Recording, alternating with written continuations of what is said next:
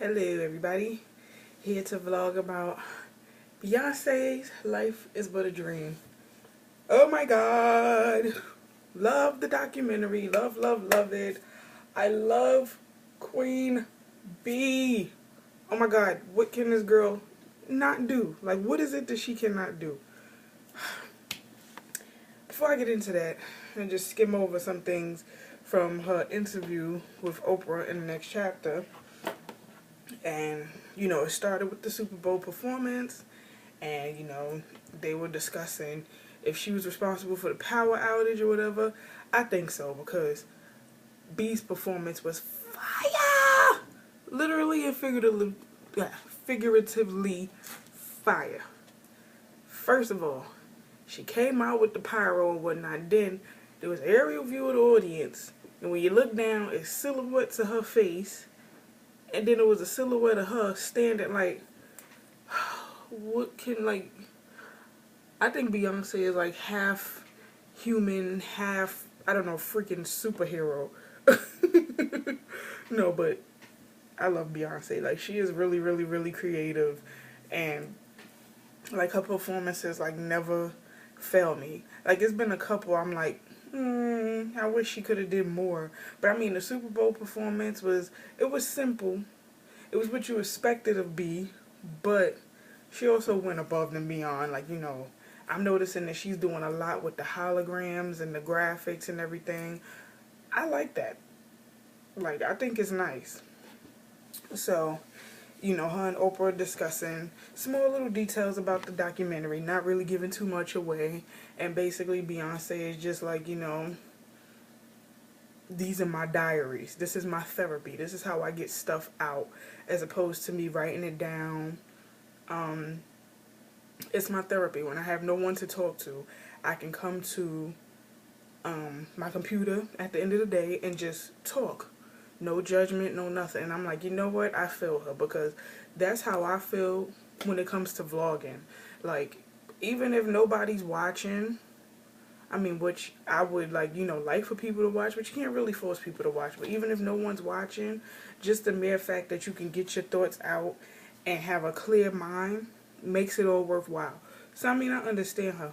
Only word of advice I got for Beyonce is that she needed to get her a little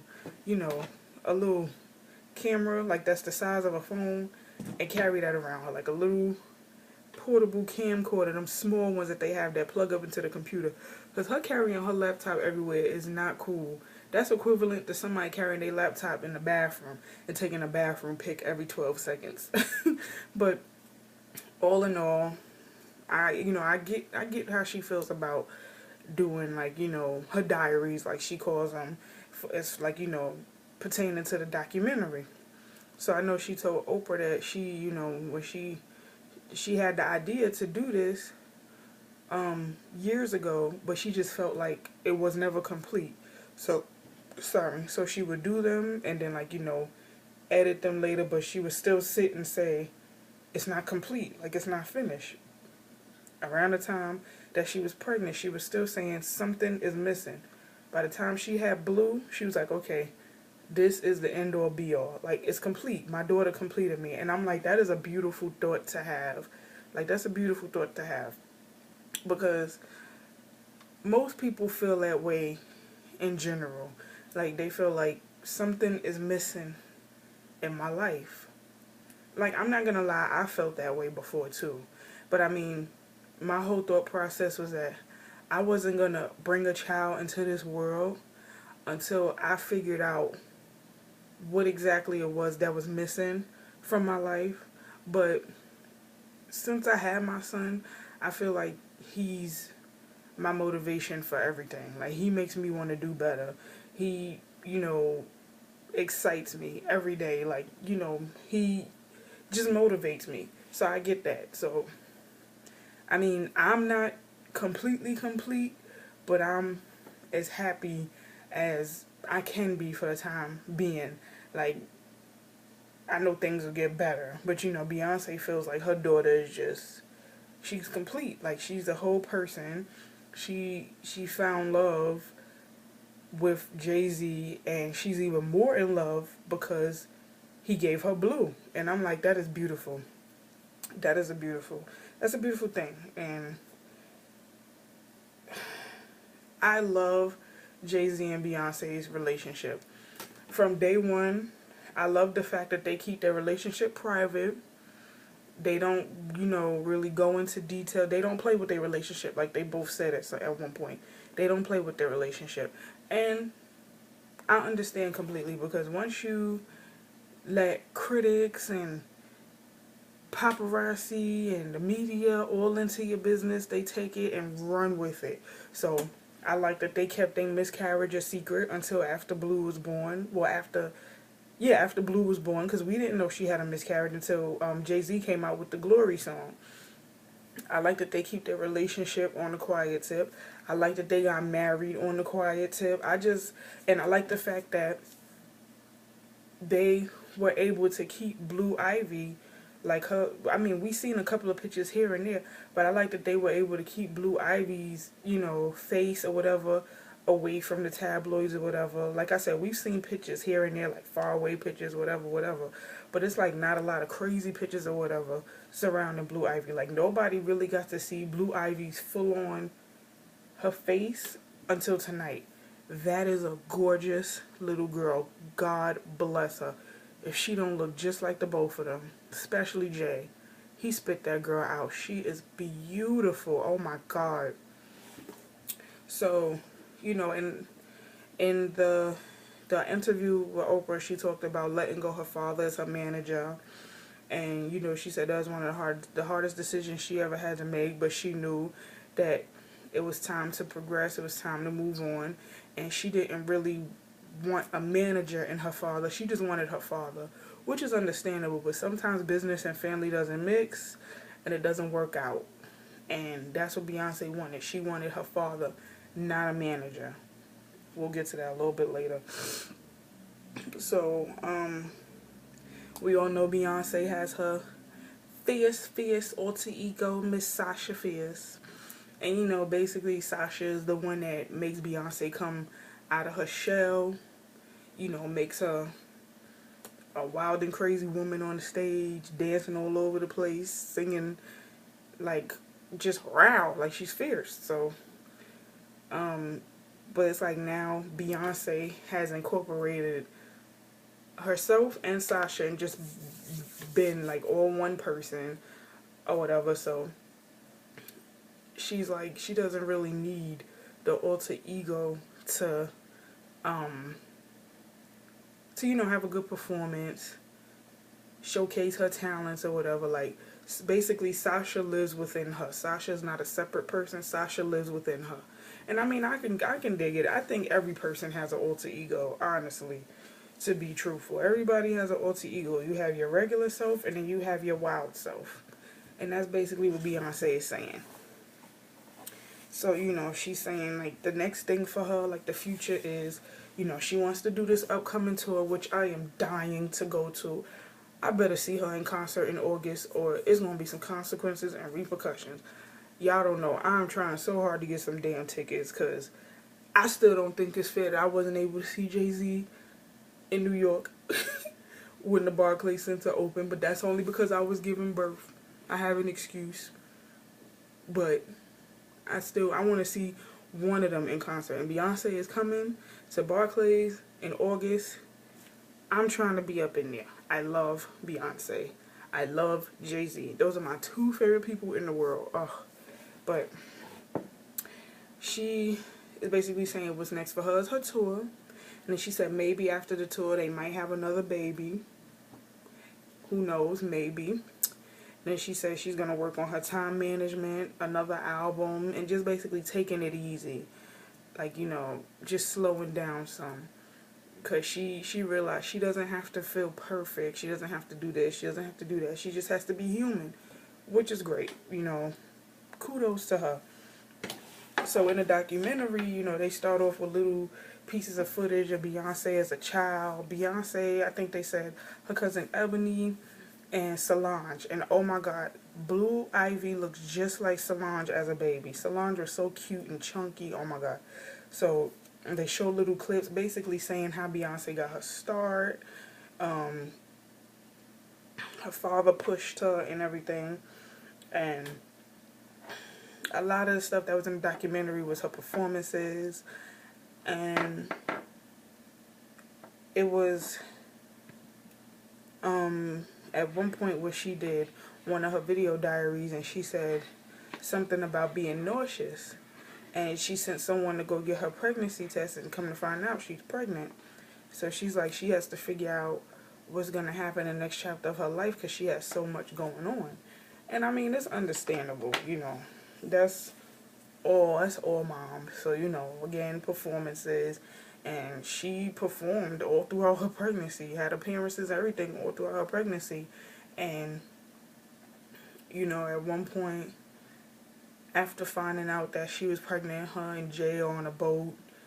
And, you know, he's singing, smiling, looking like a proud dad, which was beautiful. So, like, they're enjoying their, you know, their free time. And months go by, and, you know, Beyonce shows us her little pooch, her little belly. She was tiny. Oh, my God, she was so tiny. But, you know, as she's doing this, she's, you know, looking for, like, choreography for Run the World Girls. And from what the person said, I think it was a choreographer, they got 2 dancers from Mozambique, which is 26 hours away. And, you know, those are dancers that's, like, I guess never been seen before in the States. And they did basically the whole dance that she did in that song. And I'm like, wow. See, that's what makes a great artist. The fact that they step outside of their comfort zone. Like Michael Jackson, James Brown, all these, like, legends that dance, sing, like, they step outside of their comfort zone and, you know, draw inspiration from everywhere. She learned that whole dance from 2 dancers from Mozambique. That's deep. That's deep, that's different, and that's unique. So I'm like, oh my God. So, you know, she's doing the Billboard, she's doing rehearsals for the Billboard Awards.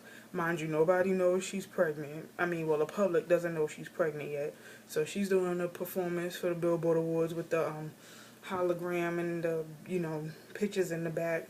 And mind you, I mean, even though that performance might have been hard for her, the end result was lovely. Like, that's my favorite performance by her because she killed it. Like, nobody, well, from what I saw on YouTube, she took that idea from someone else, but she made it her own.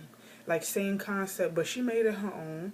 And, you know, as soon as that came out, everybody was on it like, yeah, she stole this person's idea. She swagger jacked this person. I'm like, swagger jacking is basically taking something from someone else and, you know, doing it the same exact way, like the same exact way. You don't change it or nothing. That's swagger jacking.